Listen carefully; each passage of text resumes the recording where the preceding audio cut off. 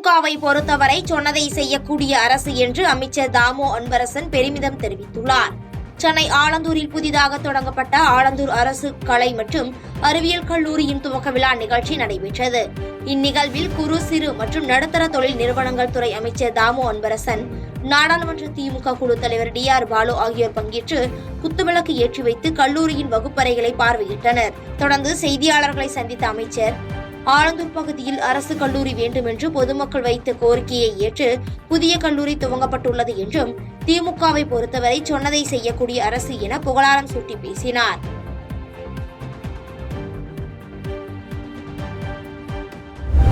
வடலூர் அருகே நள்ளிரவு நேரங்களில் சாலையில் சுற்றித் திரியும் மாடுகளால் வாகன ஓட்டிகள் அவதியடைந்து வருகின்றனர். கடலூர் மாவட்டம் வடலூர் நகராட்சிக்குட்பட்ட பகுதிகளில் நள்ளிரவு நேரங்களில் சாலையில் சுற்றித் திரியும் மாடுகளால் வாகன ஓட்டிகள் அவதியடைந்து வருகின்றனர்.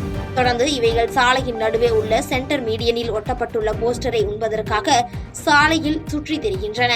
இதனால் இரவு நேரத்தில் தூக்க கலக்கத்தில் வரும் வாகன ஓட்டிகள் விபத்துக்குள்ளாகும் அபாய நிலை உள்ளதாக குற்றம் சாட்டியுள்ளனர். மேலும் மாவட்ட ஆட்சியர் விளம்பர பேனர்கள் மற்றும் விளம்பர போஸ்டர் ஒட்டக்கூடாது என்றும், மீறினால் கடும் நடவடிக்கை எடுக்கப்படும் என அறிவித்திருந்த நிலையில் மாடுகளால் பெரும் விபத்து ஏற்படும் முன் வடலூர் நகராட்சி நிர்வாகம் நடவடிக்கை மேற்கொள்ள வேண்டும் என்று வாகன ஓட்டிகள் சார்பில் கோரிக்கை விடுக்கப்பட்டுள்ளது.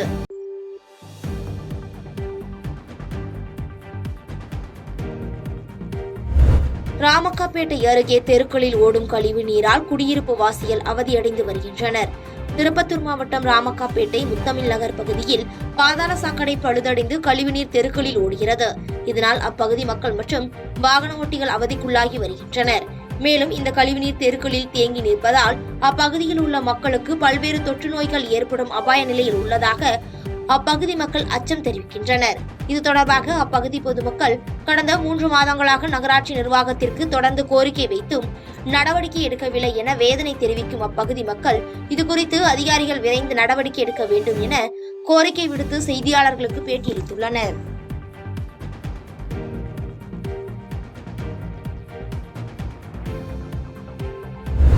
மேல்மலையனூர் அங்காளம்மன் கோவிலில் வைகாசி மாத அமாவாசை ஊஞ்சல் உற்சவம் சிறப்பாக நடைபெற்றது.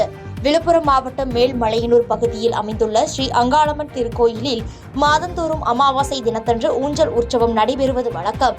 அந்த வகையில் வைகாசி மாத அமாவாசை தின ஊஞ்சல் உற்சவத்தை முன்னிட்டு மூலவர் மற்றும் உற்சவர் அங்காளம்மனுக்கு சிறப்பு அபிஷேகம் மற்றும் அலங்காரம் நடைபெற்றது. தொடர்ந்து கோலாகலமாக நடைபெற்ற ஊஞ்சல் உற்சவத்தில் பல்லாயிரக்கணக்கான பக்தர்கள் கலந்து கொண்டு தீபம் ஏந்தி கூட்டு வழிபாட்டில் ஈடுபட்டனர். இதில் தமிழ்நாடு மட்டுமின்றி ஆந்திரா, கர்நாடகா, பாண்டிச்சேரி உள்ளிட்ட பல்வேறு மாநிலங்களைச் சேர்ந்த பக்தர்களும் கலந்து கொண்டு சுவாமி தரிசனம் செய்தனர். வால்பாறையில் கனமழை காரணமாக பொதுமக்களின் இயல்பு வாழ்க்கை பாதிப்படைந்தது. கோவை மாவட்டம் வால்பாறை பகுதியில் கடந்த 4 நாட்களாக தொடர்ந்து கனமழை பெய்து வருகிறது. இந்நிலையில் வால்பாறை பகுதிக்கு வரும் சுற்றுலா பயணிகளின் வருகை குறைந்துள்ள நிலையில் சிறு குறு வியாபாரிகள் மிகவும் பாதிப்படைந்துள்ளனர். மேலும் குடும்பத்திற்கு தேவையான இதர பொருட்கள் வாங்குவதற்கும் அவசர தேவைக்கு மருத்துவமனைக்கு உள்ளிட்ட பகுதிகளுக்கு செல்ல முடியாமல் பொதுமக்கள் அவதியடைந்து வருகின்றனர். மேலும் மழை தீவிரமாகி உள்ளதால் பொதுப்பணித்துறை, வருவாய்த்துறை உட்பட அனைத்து அரசு துறைகளும் ஆறுகள், அணைகளை தீவிரமாக கண்காணித்து வருகின்றனர்.